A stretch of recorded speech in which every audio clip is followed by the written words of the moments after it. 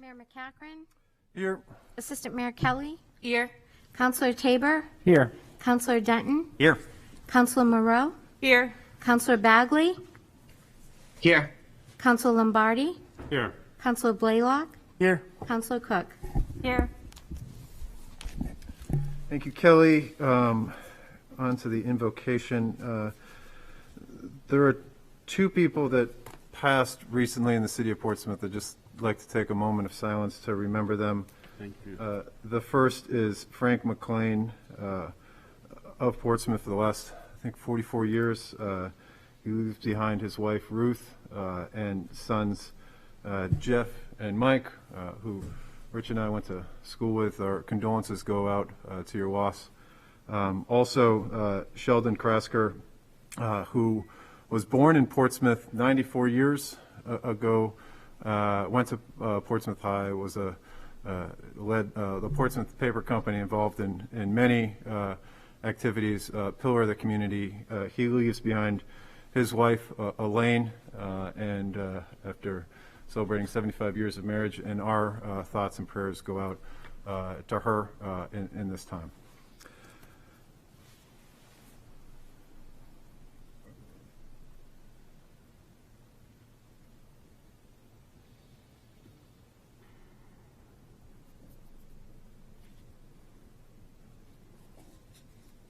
Please rise and join in saying the Pledge of Allegiance.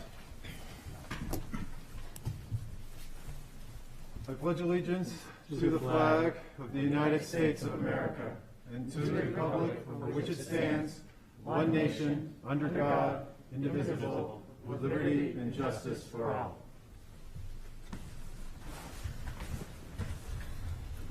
Next on the agenda is the acceptance of minutes, and there are no minutes for this evening, so going to move right along. Same for recognitions and volunteer committee reports. There is nothing at the current meeting, and so with that, we're going to move to public comment. I have the sign-ups here. I'll call them up, and if there's anybody on Zoom, please raise your hand right now. It's not going to be it won't be an issue tonight, but if there's ever many folks that are signing up, we're going to try to make sure we understand how many people are speaking in advance so we can adjust the time accordingly. But with that, we have a Sean Maloney. If you would rise and state your piece. You're speaking tonight on the mask mandate, and if you could just state your name and address for the record. Yes, appreciate it.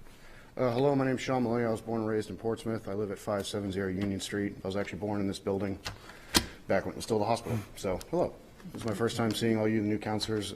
Congratulations on everyone who got elected. Congratulations on everyone who got reelected. Again, Sean Maloney, live at 570 Union Street right now. I served 14 years in the military as a SEAL medic. I got out in 2019. My qualifications as a soft medic allows me to perform a large array of procedures, including minor surgeries. I'm currently a National Registry paramedic as well.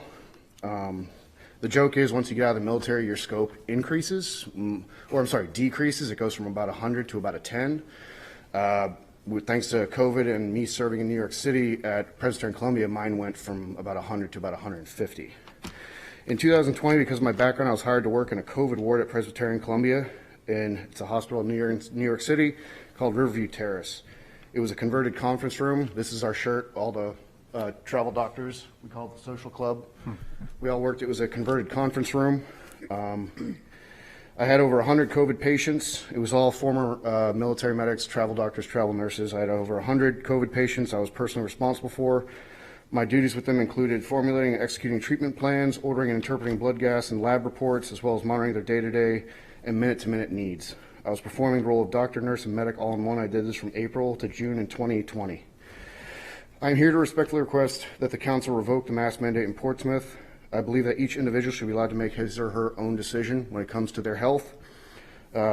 When it comes to that, I also believe if they own a business and want people to wear a mask inside, that should be completely respected as well, each individual business. But it should be left to the individual and the individual business owners, not the government.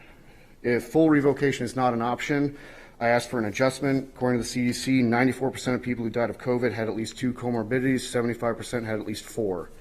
80% were above the age of 65, and 80% were roughly were obese. If mask mandate is considered mandatory, I would ask that it be adjusted only to apply with those at the at most risk categories, 2 or more comorbidities above the age of 65 or the obese.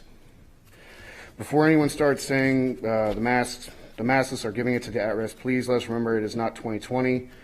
We know much more now. We have vaccines, we have boosters. Again, many people, even when the mask mandate was removed, they were still wearing their masks, which they should be allowed to do and not be harassed for. When I was working in Presbyterian Columbia the first 2 weeks of May 2020, almost 80% of our patient intake were people under the strictest social distancing, masking, and isolation guidelines. They were still in the hospital, and most of them also filled every category I just mentioned. In closing, I ask you to remember that the current variant is not nearly as lethal. Oh, you can. I'm finishing up right now. I apologize. The original worldwide survivability rate was approximately 99.998.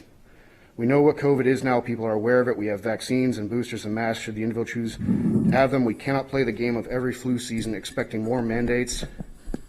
Let me skip to the end here. The average person fights off the regular flu 8 to 12 times a year. If we tested for regular flu as much as we test for COVID, we would have hundreds of millions of cases every year. I'll just end with some questions. If mask mandates work so well, why are we doing another one? If mask mandates don't work, why are we doing another one? Please allow us to make our own decisions. Thank you for your time and consideration, and I apologize for going over time.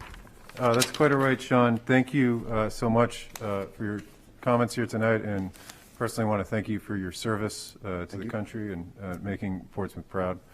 Please enjoy the rest of your evening. Thank you, sir. Thank you all.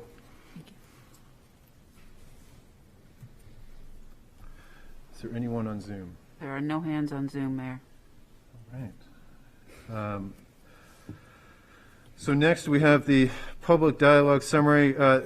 We're going to, as part of the council rules, discuss at the next meeting public dialogue and how that's going to move forward and what shape that's going to take. But we don't have that, nor have we had that during COVID. And then up is the public hearings and vote on ordinance and or resolutions. And we have the first reading of ordinance amending Chapter 3, Article 11, Section 3.1101-3.1104, face coverings during the COVID-19 pandemic. A sample motion would be to move to pass first reading and schedule a public hearing and second reading at the February 7th City Council meeting.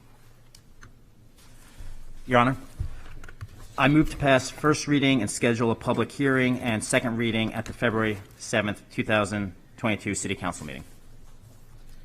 Second. So, first and foremost, thank you to city staff for quickly taking the old ordinance and updating it to include what the current mandate entails. And if anyone wants to make any adjustments to it, we still can. This is just first reading. From experience, my recommendation would be let city staff know in advance what you might be considering. For example, there are a couple items in the current mandate that exists that are not listed here. I understand why they're no longer in this, because we've learned more since Omicron started, but there were things like performers being allowed to not wear a mask. So this is just first reading. We're still going to have second reading. If this moves forward, we'll have another public hearing, and then there'll be a third reading after that. But just give some consideration to things which you may want to change to it, is all I ask.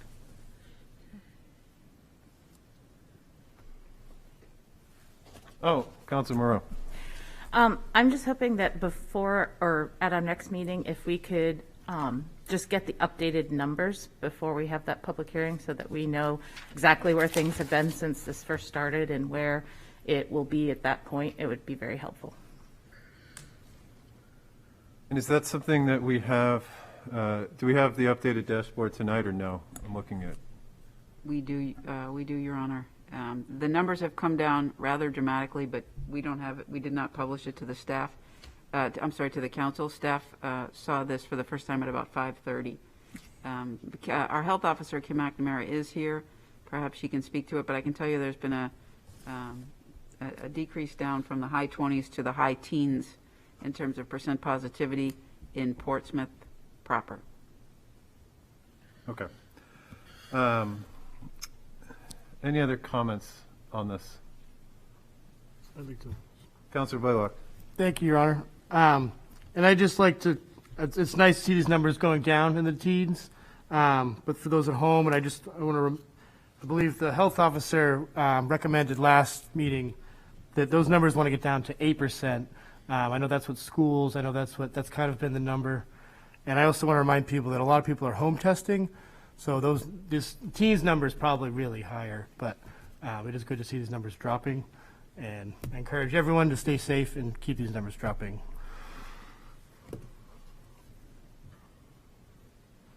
Any other comments, the council? Councilor Tabor? Yes, Your Honor, I was glad to see that we put an end date on this mask ordinance of April 1. That was a difficulty when we did a mask ordinance the last time because it took weeks to undo the mask ordinance. So I think that was a really smart move. It makes this a preventive measure, but a preventive measure with an end in sight. Thank you, Councilor Tabor. Any other comments? I have one, and I'll pass the gavel to the assistant mayor. So I do like that there's an effective date of an end date. I wonder if there's a possibility to have a shorter than a April 1 that could take into account many different things of when this is passed. I'm wondering if it's possible through an ordinance to have it align with recommendations of the health officer, use a number. It was a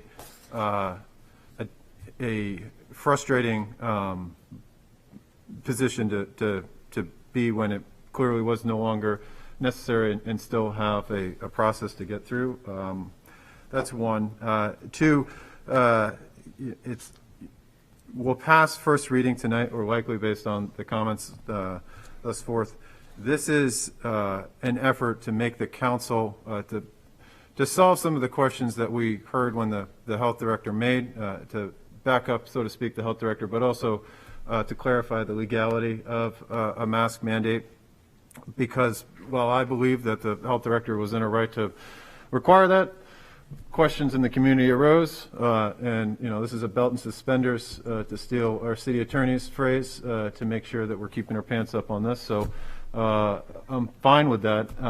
I just want it to be as easy as to remove, because there is a chance, given maybe the numbers that we shared tonight, the numbers that we see through Massachusetts, that we might not have a chance to actually enact this ordinance because the numbers might drop so precipitously that it becomes a moot point. And in that case, I would hope that we would table a future reading of this and not go forth with the mask mandate. But as of right now, I'm inclined to support this, to bring that forth to the public hearing where folks like Sean can come up and again speak to that at the public hearing, but we need to pass this reading or this reading of that in order to create that. Now, to speak to the April 1st date, I had recommended that date solely based on that being the day that outdoor dining began last season, and that's all that date was. So I am more than open to that date being changed at some point, whether it be amendment tonight, amendment at second reading if we get there. I don't have the gavel anymore. I'll take it back. Councilor Moreau. I think we should be very conscientious if it's easier to extend versus stop, because they're talking about how long it took to stop it. Maybe we pick a shorter date and have the ability to then extend by 30 days. I don't know legally, and I could certainly ask the city attorney what would be the easiest thing to do. I just think we should be conscientious and give ourselves is. the most flexibility. Short answer, Your Honor. It's easier to stop than it is to extend. An extension requires an amendment to the ordinance. We actually can stop it the way we did last time by relaxing enforcement done under the direction of the city manager. So, Okay. Councilor Cook? Can I get a point of clarification? When we talk about dropping below 8%, we're talking about dropping from high to medium transmission, is that correct? Dropping below the high transmission rate? Could we ask the health officer to weigh in, Mr. Mayor? Sure. Thank you.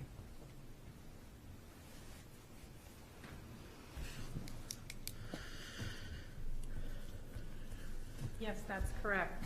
You're looking to go from substantial down to the moderate level, which is when it's considered to be safer. You're also correct that it's not just a percentage. We use that because it matches with the schools. It would lessen confusion. But we're also looking at hospitalizations and death rates. And the hospitalizations, all 3 hospitals locally are still on surge today. They're still suffering with some work shortages. There's been some improvement in some areas and some bump ups in numbers we don't like to see, but the overall trend is going in the right direction. And we're keeping an eye on all 3 of those metrics. Thanks, Kim. Follow-up, Councilor Cook? I think I'd like to offer a motion to amend, if I can. The effective date at the end, the ordinance shall take effect immediately and shall terminate on April 1st, 2022, or until transmission drops to a moderate level, with enforcement discretion to be determined by the health department. Your Honor, should I just to clarify? To amend an ordinance at first reading requires a suspension of the rules first. Yes. To amend the ordinance at second reading is a simple majority vote in a motion. So. Okay. Councilor Cook, do you want to rescind your amendment and we'll bring Yes. it forth at We the can- second reading? Absolutely.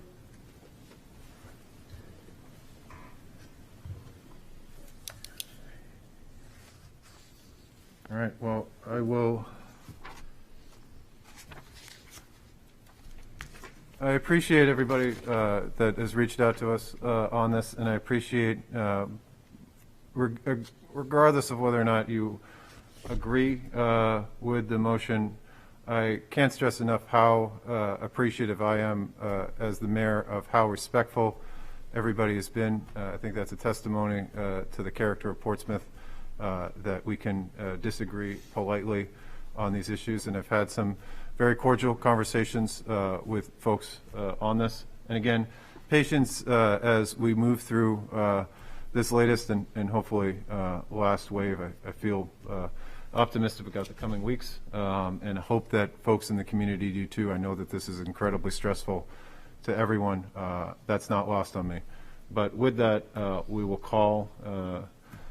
have a roll call vote to pass first reading. Noting that there are 3 readings that need to be passed for this to go into effect. Assistant Mayor Kelly, Aye. Councilor Tabor, Yes. Councilor Denton, Yes.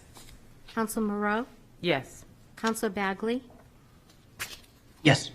Councilor Lombardi, Yes. Councilor Blaylock, Yes. Councilor Cook, Yes. Mayor McCaffrey. Yes. Unanimous. Thank you. Moving on to the rest of the agenda. Under my name, we have a few resignations and then some appointments to be considered. First, the resignation. I'll accept a sample motion to accept with regret the resignations of Andrew Simonis from the Conservation Committee, Peter McDonald and Chase Hageman from the Zoning Board of Adjustment, and that a letter of thanks for their service to the community be sent. So moved. Second? And just briefly, Andrew is he's continuing to serve the city in a different way. So excited about that. Both Peter and Chase have served on the Zoning Board of Adjustment for many years. To do so requires an incredible amount of commitment, time for something that most residents of Portsmouth, unless you're going before them, don't know how much work that actually goes into that. It is truly a Herculean effort that they put in, both knowing the zoning laws, knowing that those laws are going to be challenged if they get them wrong in court, and doing some things that are difficult to really step up and do, help neighbors coexist with one another in a friendly, neighborly way while providing a process. I really just want to take the time to publicly thank them, in addition to this letter, for all of the work that they've committed to the city, and we wish them all the best in their future endeavors, and hopefully one day have them come back and serve the city in another capacity. So with that, we will call the vote. I guess we have a sample motion. All in favor? Yep. Aye. Aye. Do we have to do roll call because one member's on Zoom, Kelly? Oh my, no way. We do? No? I don't think so. Do we have to, Bob? It would be if there wasn't a quorum present. I take Kelly's advice Right. on this. All in favor? Aye.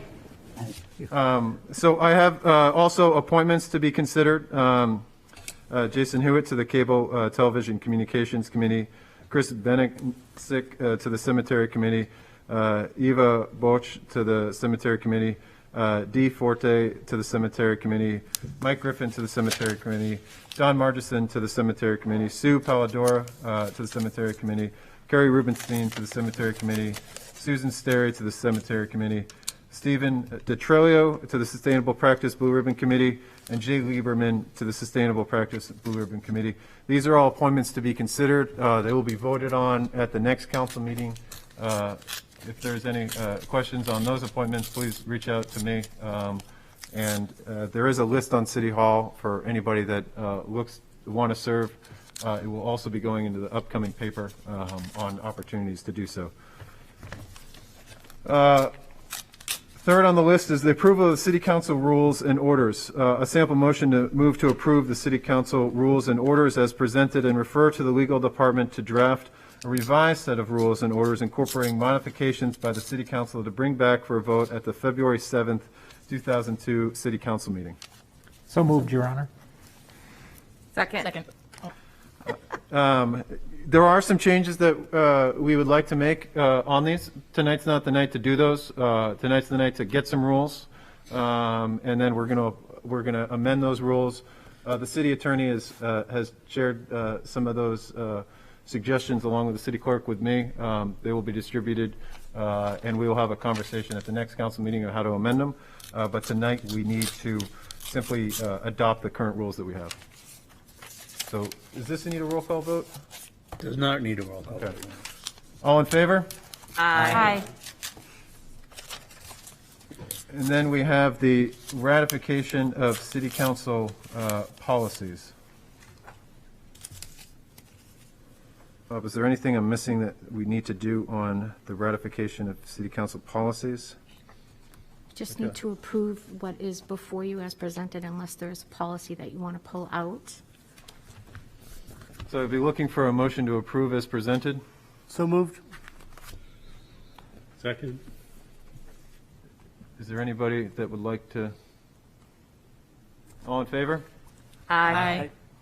Your Honor, I would like to suspend the rules to bring forward item 13C, which for everyone's knowledge is Councilor Bagley's proposed policy.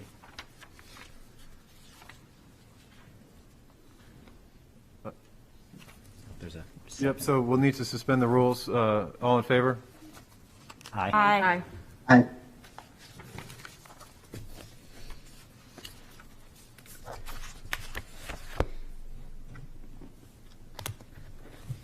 Councilor Bagley, would you like to speak to your religious holiday policy?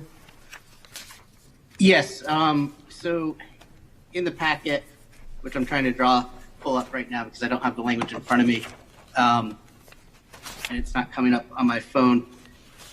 Councilor Denton, do you have the language in front of you that you could read? I can in a moment. Apologies.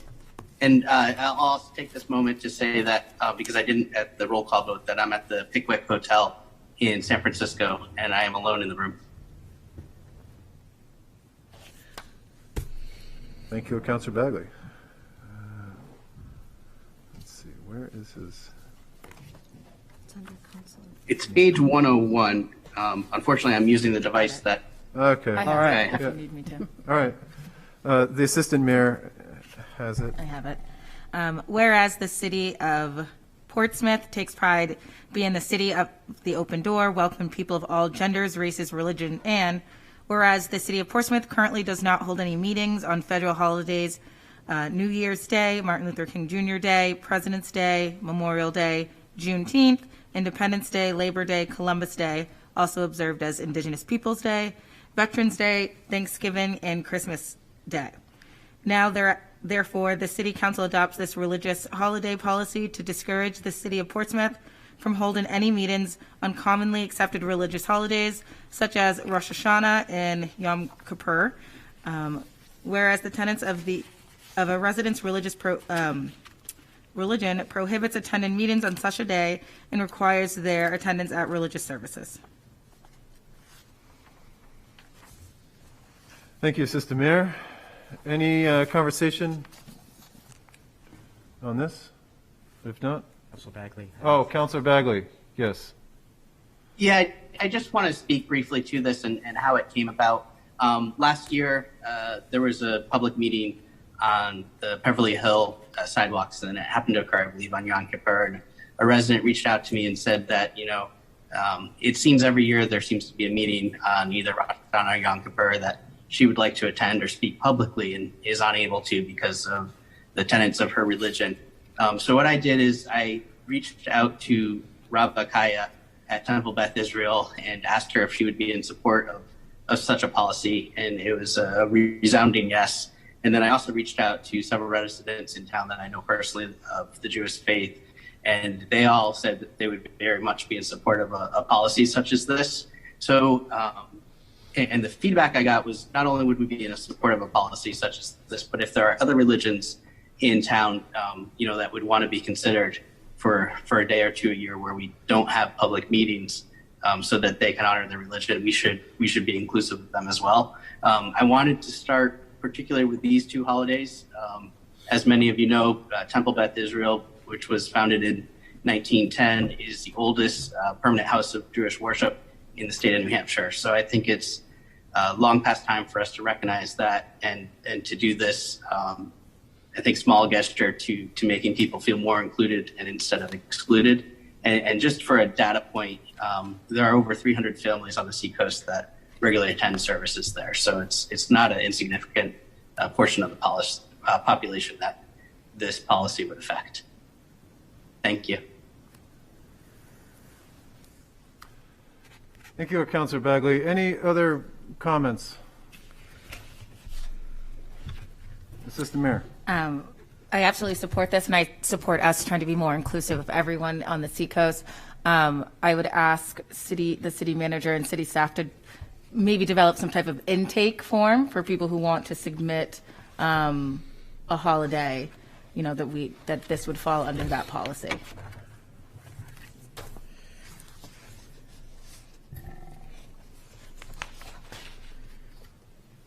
All's in favor? Aye. Aye. Do we need a roll call vote on that? No, it's Okay. just, that was just we didn't actually move the policy. Oh, we didn't? Okay. Oh, yeah, I thought, We okay. suspended the rules. Oh, Oh, that's I right. motion that we adopt the religious holiday policy. Second. Second. all in favor? Aye. Aye. Aye. All right. Next, some excitement. The Ethics Committee drawing by lot. Oh, Let's see, did we? that was the ratification. Did we Oh, ratify we have to ratify all the policies first? Yeah. Did we not, when, I thought we. Did we? Did, because we had the conversation on whether or not we. A4. Yes, we Needed a- did. Sorry. I was busy making my I was just excited to draw this by lot. Sorry, yes. Pulling out of a hat. Actually, it's a folder. It's a full, okay. Sorry. I forgot my little basket tonight. Shift them all up. Bob, would you like to draw them, or would Carolyn? Oh, I absolutely do not want to draw that. It's going to be me. One. Thank you. Your odds are 1 in 9. Councilor Moreau? All right. Well, you were looking at me.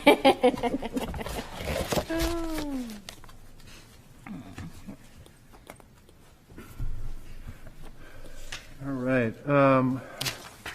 Board and commission assignments, I will announce and read through these. It's never easy to make decisions, and appreciate everybody's patience in this process, and was looking forward to doing this based on folks' first preference. Ultimately, there's a lot of work that we have to do in the city, and a lot of work that's not mentioned in these committees that we will soon be bringing forward, but this is a start. So on the Audit Committee, we have Councilor John Tabor and Councilor Kate Cook, and I have these listed as both. So I'm going to read through both commissions and the mayor or the Blue Ribbon committees as well. African Burial Ground Stewardship Blue Ribbon Committee, the Assistant Mayor Joe Kelly. Our Chamber of Commerce liaison, doing some work out in the city of San Francisco tonight, Councilor Andrew Bagley. For our EDC, we have Assistant Mayor Joe Kelly and Councilor Vincent Lombardi. For the Fee Schedule Study Committee, Councilor John Tabor and Councilor Josh Denton. For the HDC, we have Councilor Richard Blaylock. The Legislative Subcommittee, Assistant Mayor Joe Kelly, Councilor John Tabor, Councilor Kate Cook. Neighborhood Steering Committee, Councilor John Tabor. Parking and Traffic Safety Committee, Councilor Andrew Bagley. The Peace Development Authority, Representative Councilor Vincent Lombardi. Pierce Island Committee, Councilor Vincent Lombardi. The Planning Board, Councilor Beth Moreau. Prescott Park Master Plan Implementation Committee, Assistant Mayor Joe Kelly. The Recreation Board, one that I am going to be leaving, but I served last year, Councilor Rich Blaylock. The Rockingham Planning Commission, Councilor Beth Moreau. The Sister City Blue Ribbon Committee, Assistant Mayor Joe Kelly. Sustainable Practices Blue Ribbon Committee, Councilor Josh Denton and Councilor Kate Cook. Vaughn Mall Blue Ribbon Committee, Councilor Andrew Bagley. The Veterans Organization, Councilor Josh Denton.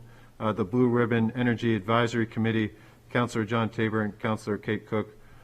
Portsmouth Arts and Nonprofit, Councilor Kate Cook. Safe Water Advisory Group Committee, Councilor Rich Blaylock, Councilor Vincent Lombardi. Public Access Financial Advisory Committee, Councilor Lombardi. And the Skateboard Park Blue Ribbon Committee, Councilor Rich Blaylock. All right. With that, we will move on to the ratifications of the Blue Ribbon Committees. And just a note, I don't think this requires a council change, but we'll be referring to the Blue Ribbon Committees as such, Blue Ribbon Committees, and not the previously phrased Mayor's Blue Ribbon Committee. That's a mouthful, and I'm not on any of them. So I appreciate the work that's going in to these.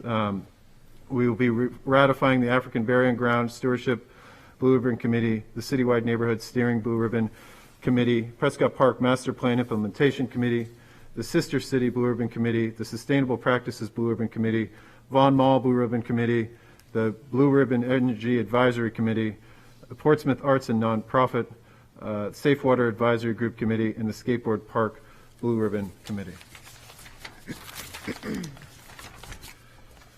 And with that, I've gotten through what I hope to be the most stuff that I ever put on an agenda. And we will hear from Councilor Tabor and the Community Power Update. Thanks, Your Honor. I'm going to take 2 or 3 minutes to talk about the Energy Advisory Committee and their work.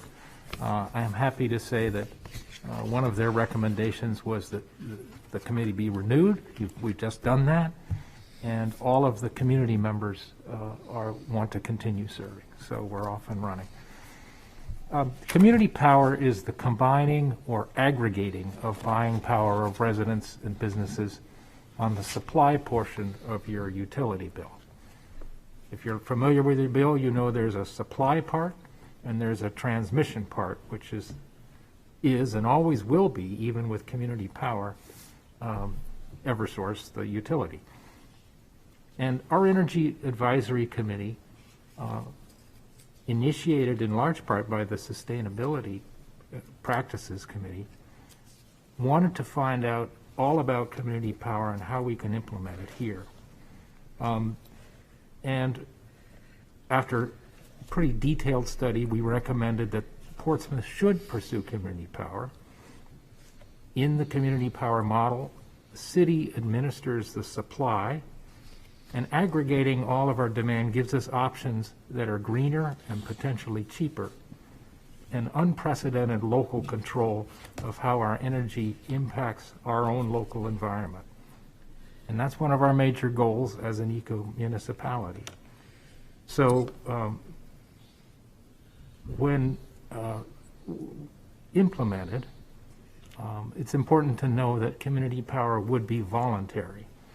A resident could opt out, a business could opt out and stay with the utility option that they've got. So it's a great opportunity. I think you'll see towns around us adopt community power plans. I know Exeter is going to vote on it in March. I think Rye is as well. And to move further down the road, the Energy Advisory Committee recommended that we join the Community Power Coalition of New Hampshire. And we do so early this year, and I'll explain why. But I wanted to say to all of my fellow councilors, we'd like to do that at the February 22nd meeting. Bring a motion to you to join the Community Power Coalition. CPCNH, as we call it, is the partner that would provide the supply of electricity, and the how to do it of community power is really to have a good partner. They have the sophistication, or are developing it, to be an energy portfolio manager, and we would be the 15th city or town in the state to join. It's run by New Hampshire communities for New Hampshire communities. It has a very flexible model. There's no cost to join, and we can withdraw at any time. And it eventually will operate as a buying cooperative. And if we join, CPCNH would be 20% of the electricity in New Hampshire, which would give us great aggregated buying power to leverage to buy solar, wind, hydropower, and give that to our citizens. So there's 2 other aspects. By joining the coalition, we would get a seat at the table and help CPCNH and have a voice in how it forms and how it progresses. But we'd also have the flexibility to wait and see how the supply model is developing, and that gives us flexibility. We could even watch the early adopters if we wanted to. And lastly, joining right away would support clean energy around the state and shows that we as a city align with clean energy advancement. So if we wait until the 22nd, that gives the staff time to evaluate the joint powers agreement and give us feedback on it, both from the legal aspects and the practical. And then I think we can have a good discussion about joining it and moving further down the road to community power. Thank you, Councilor Tabor. Look forward to that discussion and the feedback from city staff. I think it's an exciting thing, and thank you for the work that you and the committee have put into it. Next up, I would like to suspend the rules, and I'll explain in a moment. But I'd like to suspend the rules and bring up item D under Councilor Cook, and if, Yeah, so moved. Second. all in favor? Aye. So I'd like to bring up Councilor Cook's, to be able to discuss her sample motion, and I'll let her do that, but I thought it made sense with Councilor Denton's to have a place to send this, in addition to feedback from our attorney and staff, as a way to work within the governance committee and any charter amendments that might take place. So, Councilor Cook. Thank you, Mayor. Tonight, I am introducing a motion to establish a governance committee, and I'm doing so because I feel like every organization, and the city is one of them, the city council is definitely one of them, needs to look through its rules, its ordinances, the policies that we adopt, and even our charter periodically to make sure that we're in line with current best practice when it comes to good governance. Councilor Cook, if I just might, could we have the motion? Yes. And then we'll look for a second, and then we'll allow you to That's speak fine. on it. So I move to create a governance committee to be convened for the purpose of reviewing the city charter, council ordinances, council rules, and council policies, which will be required to report back to the city council on committee progress and any recommended alterations to those documents. In furtherance, the governance committee shall consist of 3 members of the city council, appointed by the mayor with approval of the city council. As a priority, the governance committee shall review the ethics ordinance, land use board appointment process, and city committee structure, and any other urgent governance matter that comes to the attention of the committee or is referred by the city council to the committee. Second. Okay, further. So I'm introducing this truly because I believe that it's time for us to look at some of our policies and ordinances. We just reviewed a few earlier tonight, and some of them are already outdated. Some of our policies refer to entities that don't even exist anymore because we haven't changed those policies over time to reflect changes in current practice at the council level. So I think it's really important that we go through all of our rules and policies periodically and just make sure that we're in line with our current practice as a council and that we're up to date on where we should be in our governance practices. Councilor Denton? Thank you, Your Honor. I wholeheartedly support this. Charter amendments are just a portion of this, so very appropriately, speaking to the proposed motion, which I had now makes total sense.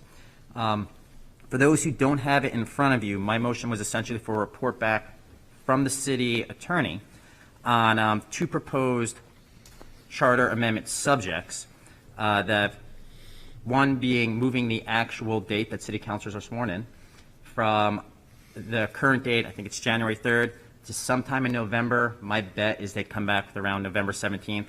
And then the other one, there are actually 3 things which I'd want to be considered, all regarding the makeup of the city council, how it's elected, because these topics have come up time and time again every time I've run since 2013.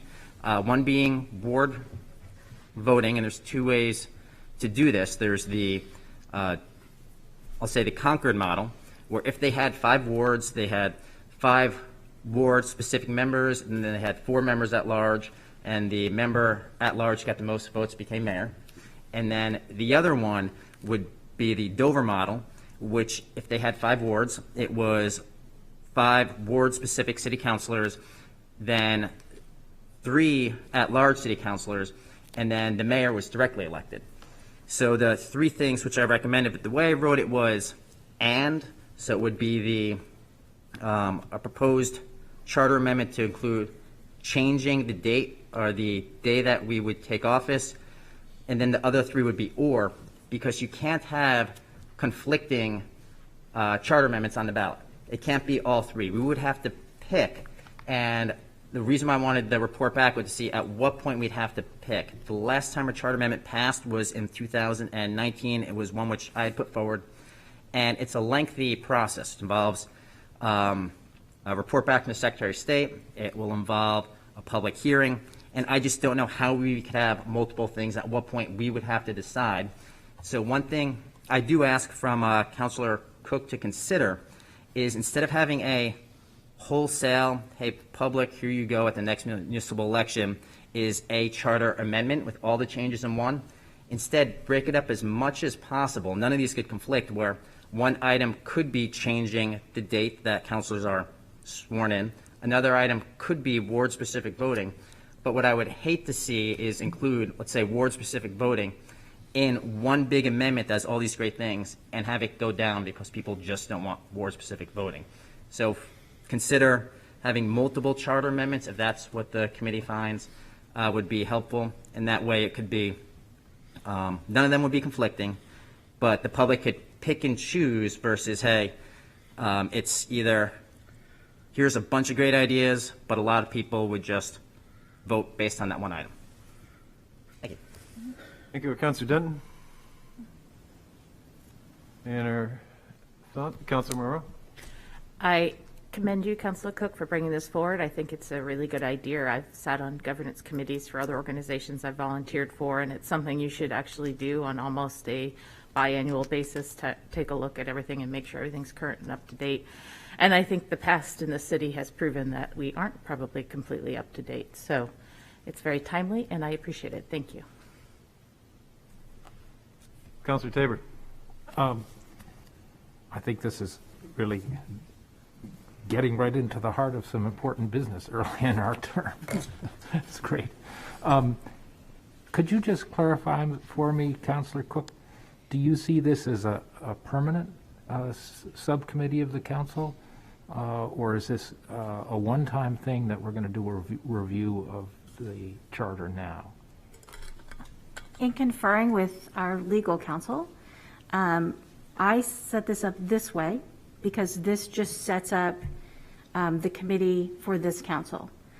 If the committee is successful, if we feel like we like this format and it's working well for this council, then we can always bring up another vote to make it a more permanent committee. But as it stands, it would be a committee that runs for the term of this council. Thank you.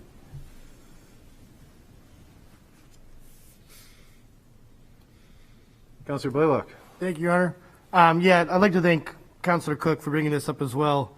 I think this just adds transparency. It adds nothing but value to the way we govern this city, and I think it adds a lot of value to how that is done and shows the citizens that we truly are being transparent. Thank you. Councilor Blaylock. Any other comments? Any questions? I will have one. I will pass the gavel here. It's really excited, Councilor Cook, that you're bringing this forward. Really excited the thought that you've already put into crafting this motion and the work you will undoubtedly do. Since I get to choose, you'll certainly be on it.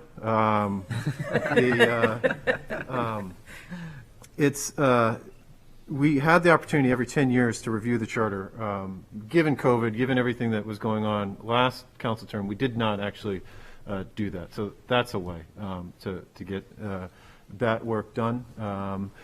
The other, and the reason why I asked to have this brought up before Councilor Denton's, and by no means do I think that we wouldn't get a response from the city attorney as well, but I would like to help prioritize some of the things, and I think some of the potential charter amendments, and I share Councilor Denton's concern around, one thing maybe would be not supported by the public could, spoil other things.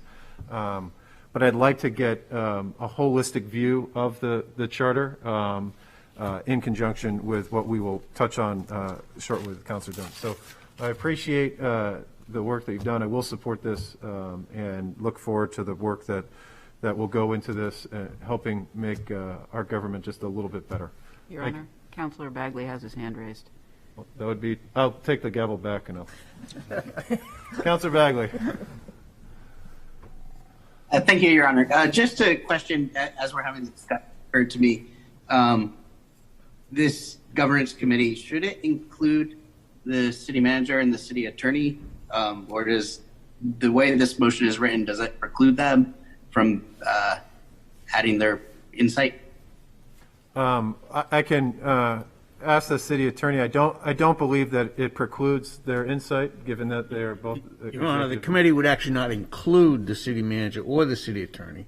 However, I would expect to advise the committee, and by charter, the city manager has the right to involve herself in any matter under discussion by the city council. So she can. The other way to say it is we'd be happy to help and be a resource. All right. Thank you.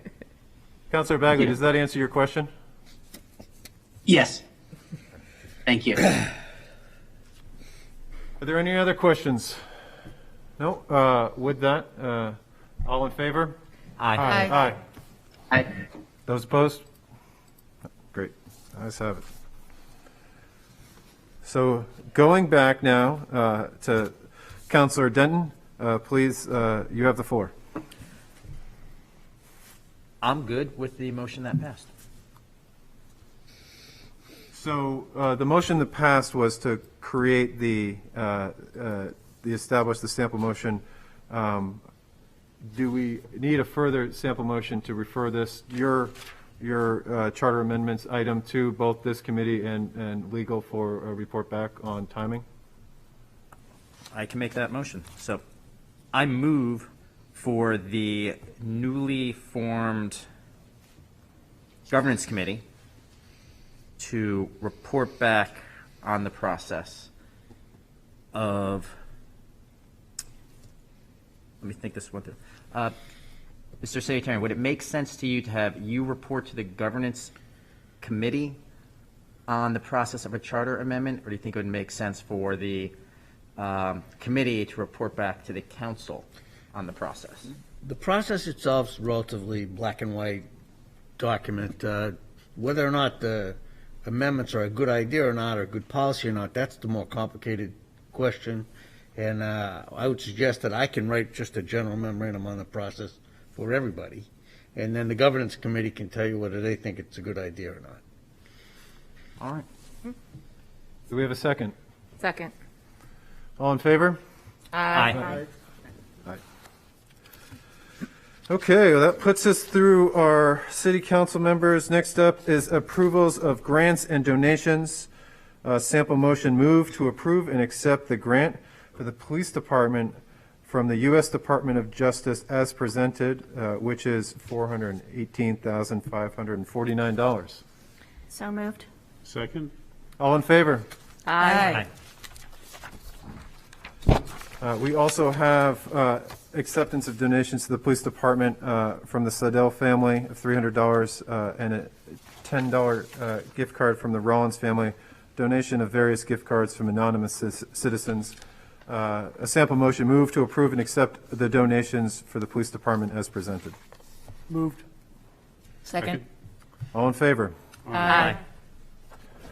Next up are acceptance of donations to the Portsmouth 400. That's in preparation of celebration of our 400th anniversary. Robert Bearfield of $1 and Denise Polis of $1,000. A sample motion move to approve and accept the donations as presented. So moved. Second? All in favor? Aye. And finally, acceptance of donation to the fire department from Paul Gormley and Kimi Uguchi for $2,500. A sample motion move to approve and accept the donation for the fire department as presented. So moved. Second. All in favor? Aye. Next up is our city manager, Karen Cunnard, who is doing double duty. My chair broke and she gave me her chair, and so hopefully she's able to get through this easily tonight. Happy to do so. So first up, Mayor, is, there we go, a ratification of release of trust funds for the acquisition of the community campus property. Before you tonight, you have both the memorandum from the city attorney as well as a letter from the Attorney General's Director of Charitable Trusts. Essentially, what the trustees of the trust funds are looking for is a motion from the council to ratify the council vote taken by the previous council back on December 20th of 2021. And this motion would contain express language authorizing the disbursement of the requested funds, which would be part of the acquisition. And the city attorney certainly could speak to this if there are any follow-up questions. Could we have that, somebody move the motion? So moved. Second.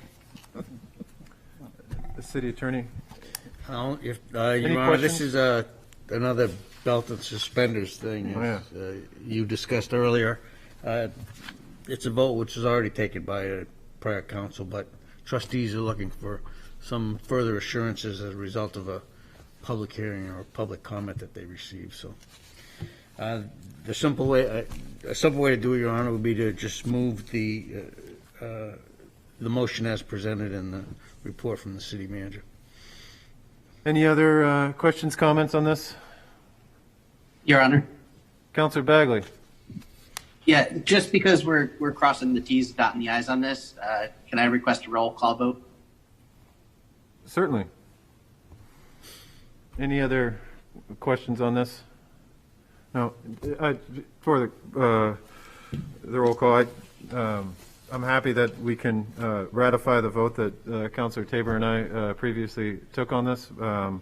This community campus is going to be a big deal for the city. We're going to be very much involved in the council as we, as a community, decide on this. So happy to bring this back forward and look forward to a roll call vote and support.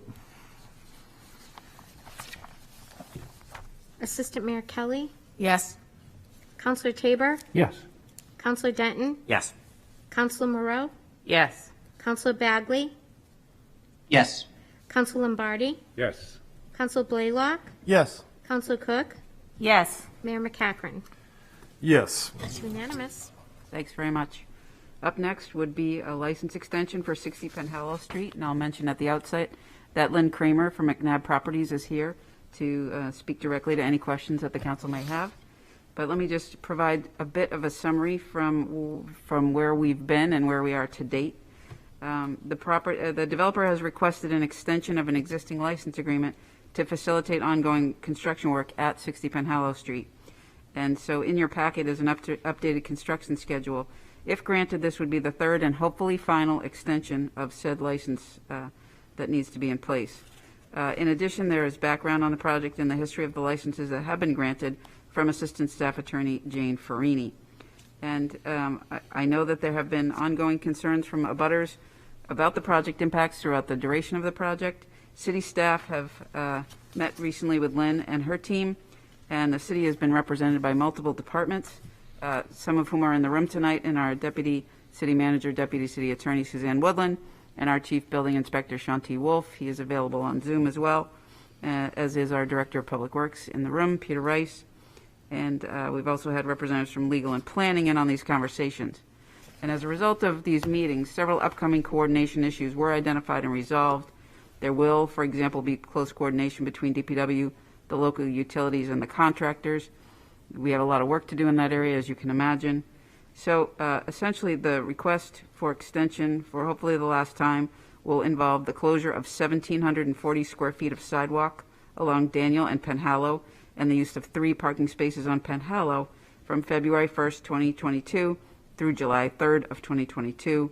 The request also includes the use of 3 parking spaces along Daniel Street from April 1st of 2022 through July 3rd of 2022. Please note that the license term of use for all of these parking spaces is for weekday use only. They would be made available for the public to park from 2 p.m. on Friday through Sunday evening. The total license fee is $39,561 for this third extension. And be happy to answer any questions from the variety of staff that are here tonight. Are there any questions? Councilor Lombardi. In reading through this, there seemed to be, it sounded to me like there was an issue about communicating with the abutters, and that the applicant has agreed to be more consistent about it. Is that true? I mean, was there a problem with that at first? Well, I can tell you that the best way to answer that will be to ask Suzanne to come up, but while she is coming up, to say that this has been a very intrusive project in a small downtown area. And I think everybody knew going into the approval and permitting of a project of this nature that is built to the sidewalk, that we would have questions and concerns, and there would be multiple abutters who may be impacted.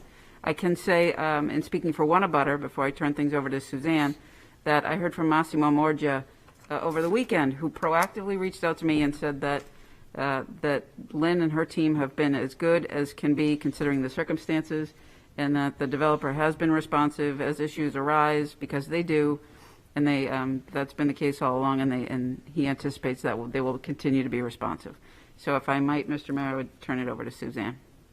Suzanne. Yeah, so at the beginning of this project, as is common with all of our large projects downtown, we did enter into what we call a construction management and mitigation plan, which tries to set up some of these non-licensed processes to help projects like this go better, and that includes working with the developer and setting some goals in terms of communicating with abutters and kind of talking initially about the schedule, the flow and phasing of work, and some of these parking issues. And, you know, you're not supposed to be working before 7 a.m. So we try and go over all of that and document that in a separate document called the Construction Management Mitigation Plan. And there was a schedule set up for regular communications with abutters because, you know, as everyone knows who's been doing any kind of construction around here, it has been a challenging couple of years to do construction projects because of supply issues and all of those pieces. So what we found, though, is that the communications, at least of late, were not maybe as useful in terms of timing for the abutters to really understand what was going on. So we met with Lynn Kramer from McNabb Properties to talk about the level of communication. So it was more, I think we're looking for more substance, and that's what we have asked for. And Lynn can certainly speak on behalf of the developer, but we did ask for more substance because while the emails were going out, we felt that they just weren't conveying enough information.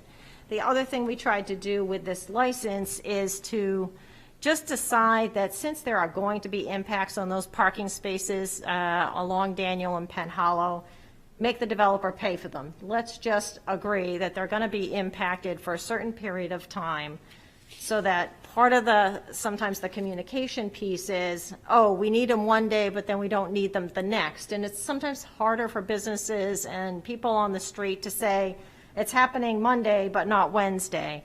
So we thought, you know what, let's just sort of look at the realities of this, recognize the impact, and try and communicate clearly on that. And so that's why you see in this license agreement, there's a bit of phasing in terms of which parking spaces are going to be impacted. Now, we are asking for as many kind of the smaller deliveries that can be done inside to be done inside, but again, recognizing there's stuff that's going to come at the front of the building, and let's just make a clear schedule for it, communicate clearly on it. And so that's one of the things we've kind of asked them to do to try and make this easier.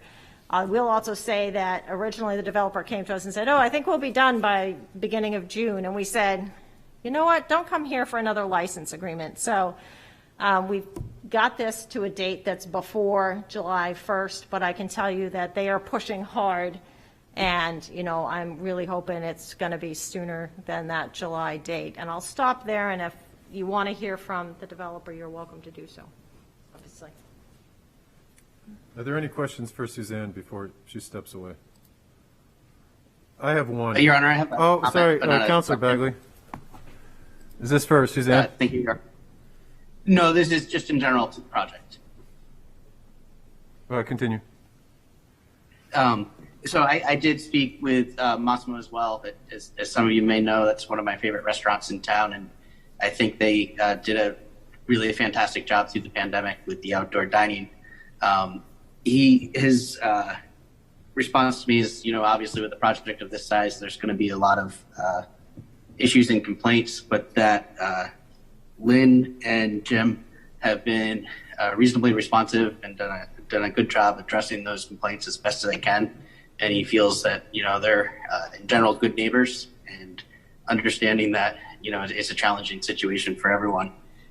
One thing he did request from them, and is written in the packet and the application, but I just wanted to bring up and highlight is that the restaurants on that street would continue to be able to do outdoor dining if we choose to approve outdoor dining again for 2022. And spoiler alert, I believe that will probably be on one of these upcoming agendas that we get moving on that agenda item. So I just want to say that if there's any residents out there listening to this that continue to have concerns, feel free to contact myself or any of the other counselors. And then a comment for the city would be on the Fleet Street extension. We have a barcode you can scan and fill out a survey. Would it be a good idea for projects of this magnitude to maybe put a barcode poster up where they can sign up, residents or interested parties or businesses could easily sign up to get notified when things like this happens, just because, sometimes emails don't get to the right place or notices aren't always posted to the, all the interested parties. So if we had a visible poster on one of the fences there, and you could sign up from scanning that barcode to receive alerts about the project, that may be helpful for this project and for other future large-scale projects like this. Thank you, Your Honor. Thank you, Councilor Bagley. Councilor Moreau? My question was actually answered. I was curious as to whether or not they were going to push to be done by the beginning of June. Thank you, Councilor Moreau. Any other questions? Your Honor. Councilor Tabor? When the initial permit was given, some of the businesses abutting this had conflicts with their suppliers bringing, doing load-ins for them. Have we encountered any of that? Have we resolved that?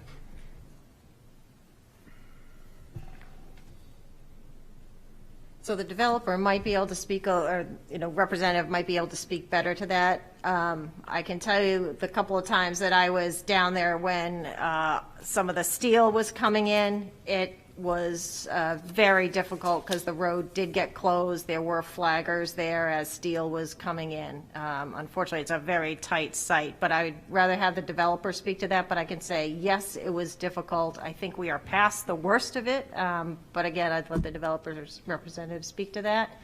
But there is no making it pretty that it was a tough site down there. And I certainly was down there at times eating at Ceres Street Bakery. At times watching the crane in the street picking and bringing stuff in. And, if you like to watch construction, it was okay. We'd have to suspend the rules. Yeah, let's suspend the rules. Your Honor, I move we suspend the rules to talk to the developer. Second. All in favor? Aye. Aye. Thank you, Councilman, Councilwoman. My name is Lynn Kramer with McNabb Properties. And with regards to your question about the loading zone, we have tried to take that into account on a pretty regular basis. If we feel that the work that we're doing is going to impact the present loading zone, we've been very consistent at trying to reserve 3 parking spaces across the federal building, whatever the name of that building is. I apologize for not knowing, but with the intent of with the intent of putting an alternate loading zone in during the times that it is busy, so that the loading for the neighbors and the immediate people in the area gets out of the way of the construction, but doesn't impede the deliveries. So that's something that we will continue to do if it happens. The flaggers / police, we typically go with the police detail, have been great in making sure that the people pull into the Federal Reserve area. They have the parking there, they do their loading, unloading, and move right on. So we have been trying to address that, and it's been pretty successful for the past, I would say, 6 to 8 months. And if there's more questions, I have one, but first we need an actual motion on the floor so we can have this discussion. So there's a sample motion. I wait to hear that. I'll make a motion to move. Save a motion. Second?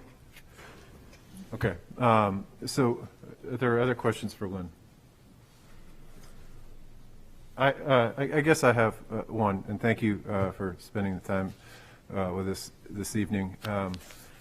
Part of the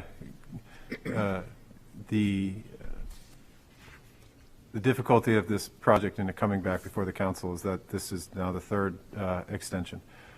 Could you speak to why, and I don't mean to this question to sound at all patronizing in any way, but how is this extension different than the previous extensions that have been offered for this project? Well, this is a fairly large job, and it's a 2-year job. And I think that from the past extensions, we really have been granted extensions in approximately 6-month increments. So we knew that we were going to have to come back, and I think it was my understanding, and I'm not sure if this is an accurate assessment, was that they wanted the council to review and make sure that we were, one, upholding the commitments and agreements that we had committed to, and two, to make sure that if we weren't or if something wasn't functioning properly, that changes could be made. So yes, this is the third time, but it's because we couldn't get a 2-year license agreement without somebody having a check and a balance in place. So I think that is probably, at least that's my understanding of why it's coming back at the duration it is. I do want to make sure that everybody understands this is a July 3rd, up to July 3rd extension. Somebody had said that we were trying to get done by June 1st. I think that the extension takes us to July 3rd, just before the July 4th. So I just didn't want a miscommunication or misunderstanding on that. But that is what we're trying to do, with the intent that if we can turn over some of the sidewalks sooner. I know that Peter Rice has requested that possibly Daniel Street come on board sooner, possibly as soon as we can, as close to Memorial Day. I can't make that commitment, but I understand his requirement and his request. We are going to do everything we can to try to meet that. I do know that the squeeze on that is the utility work in Daniel Street has a very limited time span. I think we start it April 1st and we finish it the end of May before Memorial Day, which if that runs into hiccups, it could push the sidewalks a little bit longer. So I just wanted to kind of make sure everybody understands we are looking at the big picture. We do know that you want to get things back and turned over. Trust me, it's our intent to try to do that as quick as we can. Thank you, and I appreciate that answer. And just a quick follow-up on that. We want it done as fast as it can happen. We don't want it done, faster than it's able to happen. Correct. And we want it to be done well. I think when it comes to the abutters, and I have some questions for Suzanne as well on this, sharing the information, I guess I have the philosophy, the quicker I get bad news, the better it is, in terms of being able to plan for my day and understand. So I think that there's agreement that we want it done quickly, but to the best of your knowledge, is the July 3rd date a reasonable expectation of when this job will be completed from a... Oh, no, I do not believe it will be when it's completed. It is when, I think if you look at the schedule, we actually show the completion date, taking out to probably August. I think we turn over certain things, but this is when we would be looking to turn over the sidewalks, right, the streets and things of that nature. I do believe that there will be some interior fit-out work happening. You've got some, as Suzanne had said, through this pandemic, we've got some delivery issues and things of this nature. But what I think we're trying to do is make the commitment that we're looking for our first tenant to move in the beginning of June, which would mean that the sidewalks, the facade of the building, and the things that would impact the town and the neighborhood would be complete to that point. Okay, yes, and that's a clarification. Yep, no, I just want to make sure that we're clear, so, yeah. Because there's no way I'm going to have the entire inside complete by Sure. June 1. And then just one final question, and there might be other questions from the council. How would you describe this phase of work compared to earlier phases of work that required, I'm thinking of the steel laydown, et cetera. Could you speak at all to that and how this is or is not different from the burden on those streets? I personally think that the next phase that we're coming into, or this next grouping, the next couple months, is going to be less impactful, excuse me, either shy of potentially the utility work in Daniel Street. But if we have made it through the blasting, the concrete placements, the hundreds of concrete trucks coming in, and crane and steel, we are really close to really minimizing the impact. Now, is it going to be perfect? No. But, you know, we do have facade work that needs to be done. We have skin that needs to be put on. We have windows that need to be put on. Our intent is to enclose this building as quick as we can and get the work inside. I personally think it's less impactful. It's an interesting dynamic because it seems like the communication you guys have been talking about, it's dynamic. You know, I will not deny that we need to step up, okay? But the dynamic part of this communication is that the project itself is evolving. So when the communication started, it was about what street are you closing down? How long are you closing it down? What parking are you taking? Now the dynamic is, what are you doing in the building? Why do you have a lift? What is that lift working on? Why are you doing this? What are you doing that for? What's being delivered? You know, it's more, I don't know if it's interest, if it's concern, I'm not sure, but it's a dynamic process. So I've listened to a lot of the input that Suzanne and the team have given me. We will step up and try to be more, I don't want to say insightful, but more descriptive in trying to, I don't want to use the word educate, but inform our neighbors as to what is happening. You know, we're not trying to hide anything, but, you know, I do think that once we get inside the building, it will be much more contained and less disruptful to them. However, keep in mind, we still have a skin to put on the building. We still have copper. We still have lots of little gingerbread stuff. And that's not going to go away until it's done. Well, thank you, Lynn. I think that when it comes to the changing dynamic and changing what you're trying to keep abreast, it was probably simpler to state when streets were closing, parking spaces, this is happening, your deliveries will be shifted around. I think it's evolved. The conversations I've had is there was something that was unexpectedly loud at a time when a business, you know, could not plan for that on the exterior, or something that I understand that we're asking you to move as quickly as possible. And we're also asking you to let everybody know around you as much as possible what's happening. And those are somewhat in conflict. But I believe that the communication, I'll ask, these are questions to Suzanne, but the process we put in place to give the abutters as much notice as it's possible to give will help this last phase of the project get done, which we all, you know, look forward to welcoming this project online. Excellent. Other questions for Lynn? Thank you very much for your time. Thank you. I had one question for Suzanne.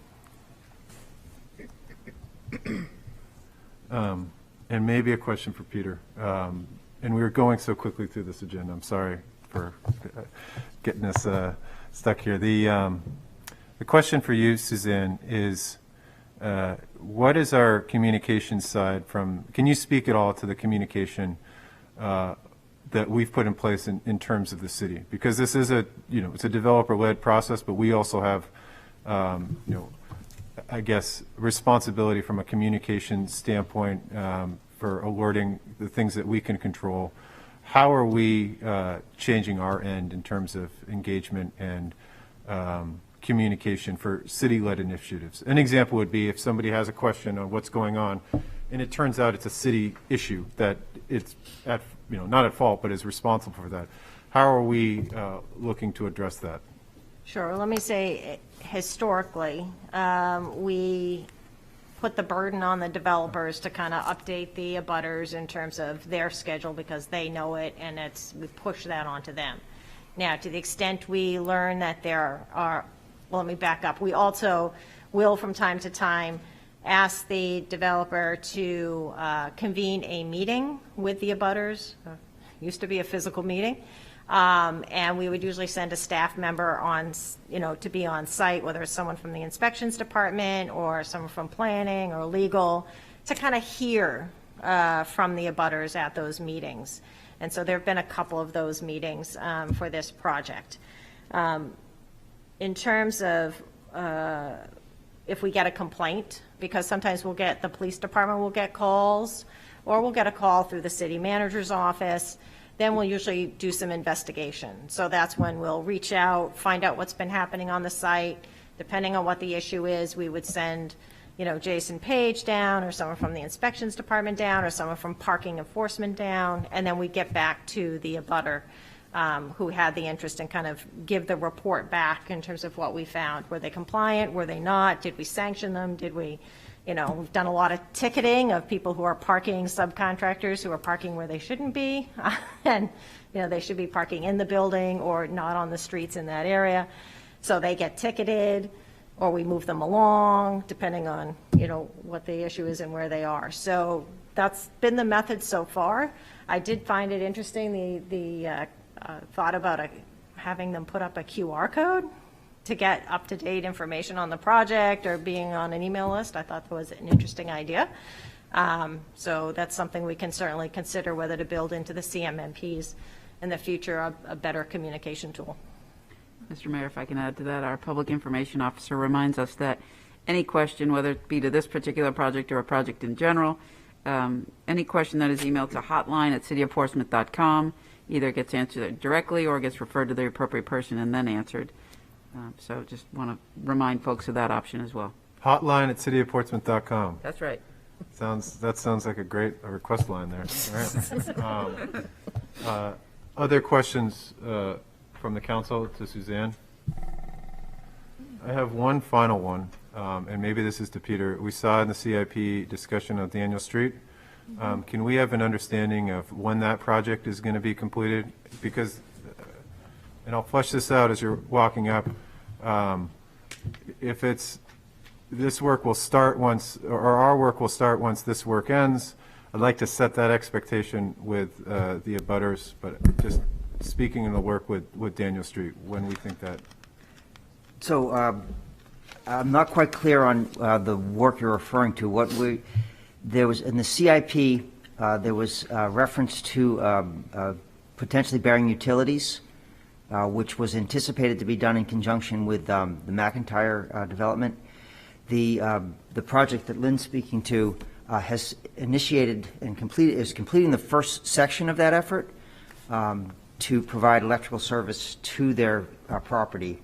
And the utility work that we're going to be doing on Daniel Street is actually the work that Lynn's group is doing. It's a section of drainage line up to Market Square, as well as some buried electrical utility to provide service, because currently there's still a section of overhead that runs down from Penn Hollow to just before Moe's, and it cuts over and it actually supplies power over to G. Willikers in there. So that's going to be buried as part of their work. Daniel Street, I'm not sure which. So that's, I guess that's the question that I have. So ultimately, the encumbrance to the abutters will end based on this, and by encumbrance I don't mean noise, but I mean in terms of the sidewalk encumbrance will end based on this expectation in this agreement by July 3rd. And as Lynn said, I've been leaning on them to get it done as much as possible before Memorial Day and pull it back into the sidewalk. They need the sidewalks to get the facade done, and their plan is to get that sidewalk back to us by that July date. So I don't anticipate that not being done. I mean, they've been very good at responding to our requests. I anticipate they're just as anxious to get that back to us as we are to get, to get it back.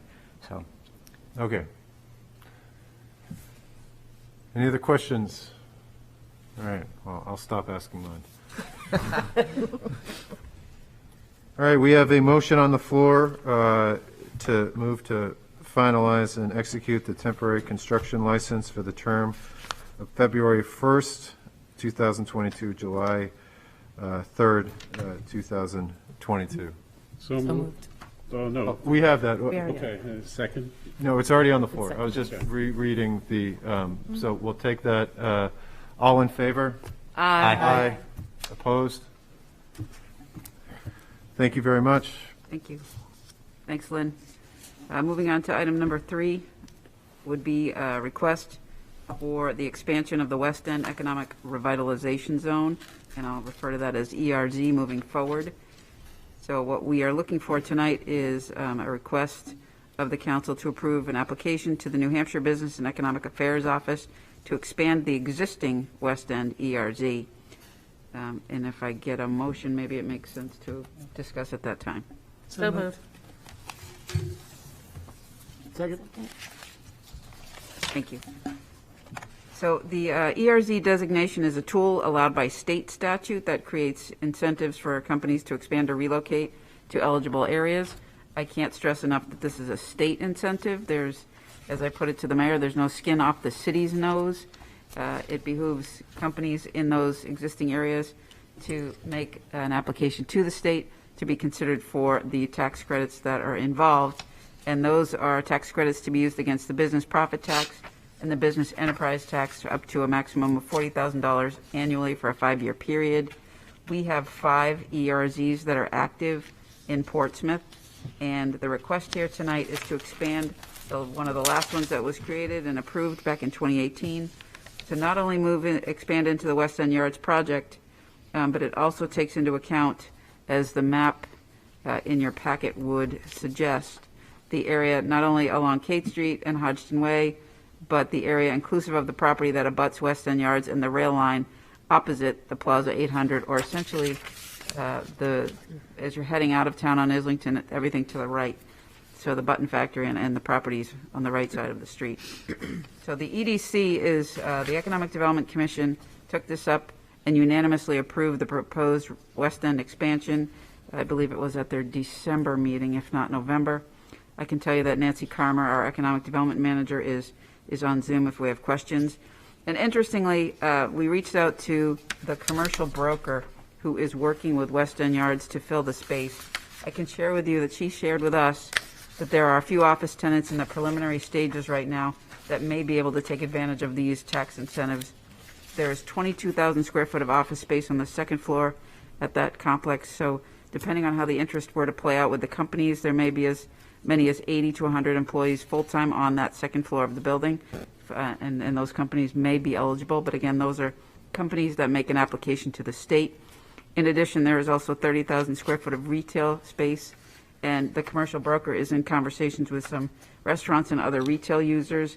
And what would come into play there is how many of their employees are full-time versus part-time. And lastly, strangely, coincidentally today, we got a request from a company, and the best way I can explain what they do is that they're a venture-backed tech startup funded by a high-profile technology executive in New Hampshire, and the company's medium to long-term plan would be to employ hundreds, with an S on the end, of skilled manufacturing, engineering, sales, and marketing folks, and they're located within the boundaries of the of the expanded ERZ, if you will. So it's really interesting that request came in today. The point-blank question to Nancy Carmer is expanding the existing West End ERZ to include certain buildings on Islington Street, something that could be proposed or even discussed. So interesting timing that it is coming up for discussion tonight. So happy to answer any questions or bring Nancy to video. Any questions? No? Your Honor. Oh, Councilor Bagley and then Councilor Tabor.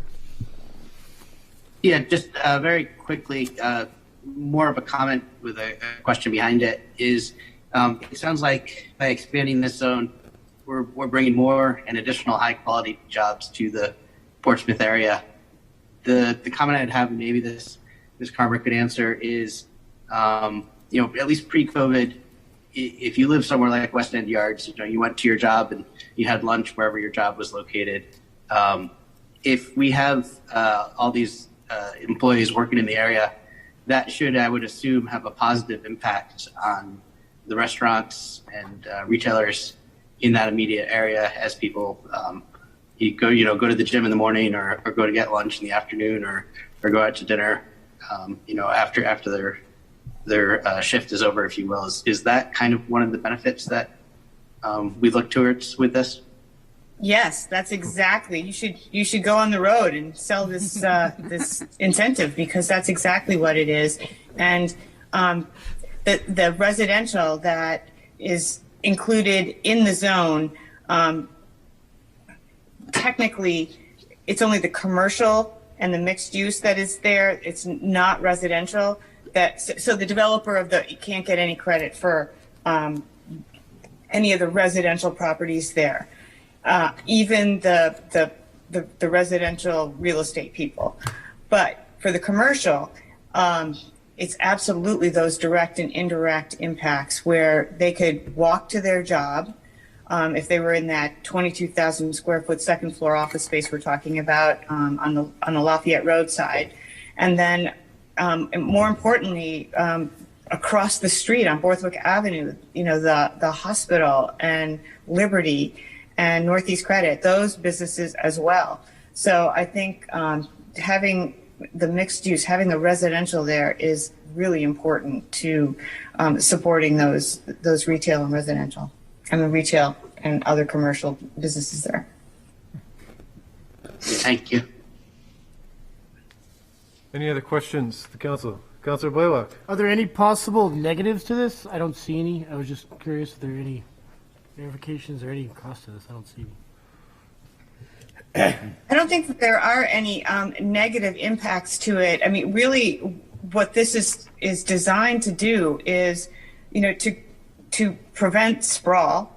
You're in an area where it's an incentive for companies to move here. I guess the only downside I see is that there's something like 271 of these zones, so by not doing this, we're not as competitive as some of our neighboring communities.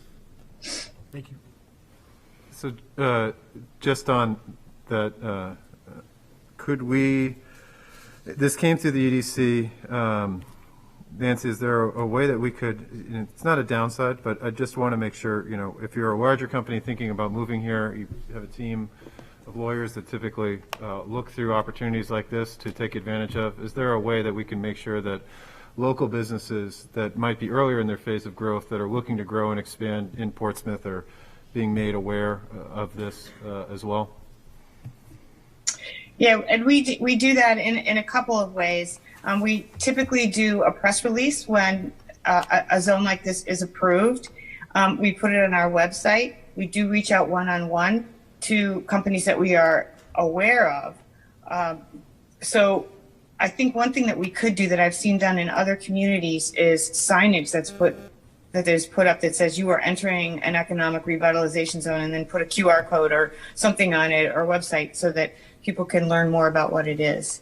So I do think we could do a little better outreach than we're doing right now, and I'm open to suggestions from other mechanisms as well. Thank you. All right, well, we have a motion on the floor. If there's no other questions, the sample motion again is to move and approve the proposed expansion of the West End ERZ and send a letter requesting the expansion to the New Hampshire Business and Economic Affairs Office. So moved. All in favor? Aye. Aye. Aye. Okay, the last one. Thank you. Great. Thanks, Nancy. The fourth item of 4 would be a request from the city clerk, no less. It is regarding proposed redistricting, and this really speaks to balancing out the voters within wards. And so this is a request to move a small number of census blocks from Ward 2 into Ward 5.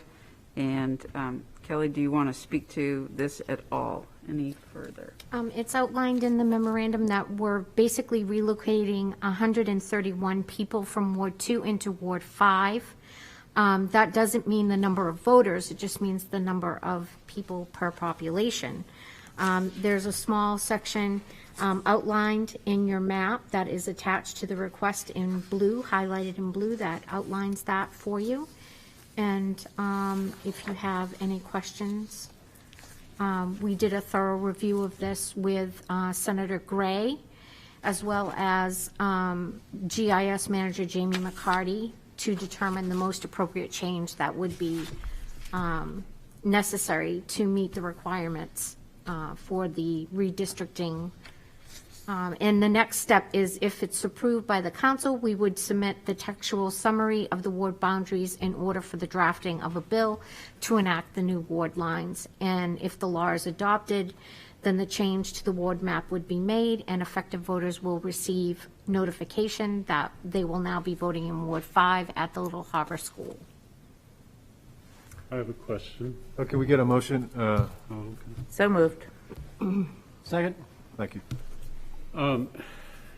Have the people in that are, or who are being affected by this been notified of this? No, they don't get notified until after it's approved, because it's not necessary to let them know, because it might not be approved. It has to go through a session law change. So we don't want to advise people that we're going to make a change and then not make it. Okay. Councilor Bagley.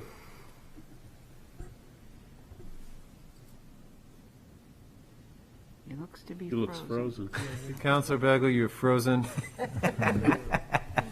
Oh, sorry. Yeah, you guys froze as well. Internet people are coming home from work, so I guess it's getting a little slower. I have a question. I noticed on the map where I used to live on Miller Avenue is now switching from Ward 2 to Ward 5. And I guess my question or comment would be is, it's fairly emotional where you vote, going to the middle school versus going to Little Harbor. So I guess, is there a way we can kind of soften the blow a little bit when we tell people that they now have to vote in a new place? Is there any good way to do that? I think Councilor Bagley has offered to knock on every door himself. We will be as kind and as gentle as we can in the letter that we give to them, put the information out on the news, on the website, in the newsletter. Everybody will get a letter. We certainly understand that this is an item that is a concern for some people that would be affected. It is a small section. It's 3 census blocks. And it's a request that has been made by the state. Redistricting is always something that we look at every 10 years, and it's based on population numbers versus voters. So I hope that addresses your question. Thank you. You're welcome. Oh, we have a Councilor Moreau.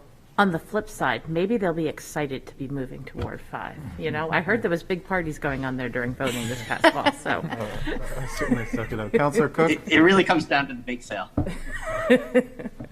Thank you, Mayor. I just wanted to ask if we know this absolutely doesn't impact any of our currently elected officials, ward officials? Do we know that none of them live in that zone? So we did a review of that. I did a review of that, and it doesn't look like it's affecting anybody currently. Not to say that it couldn't at some point, a new official that, used to be in Ward 2 would be in Ward 5 now, but currently it doesn't have an impact on them.